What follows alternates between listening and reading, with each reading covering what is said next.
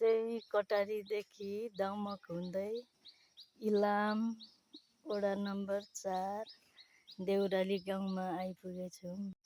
यो नाली अशोक राईले बनाउनु भएको हेर्नुहोस्, एकदमै दामी छ। यो पलङवाल यो पनि अशोक राईले नै बनाउनु भएको।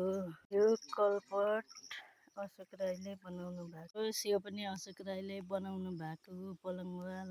मलाई चिन्नु साथीहरूले लाइक कमेन्ट गर्नुहोला। म पनि तपाईँहरूलाई एक एक गरी लाइक कमेन्ट गर्छु।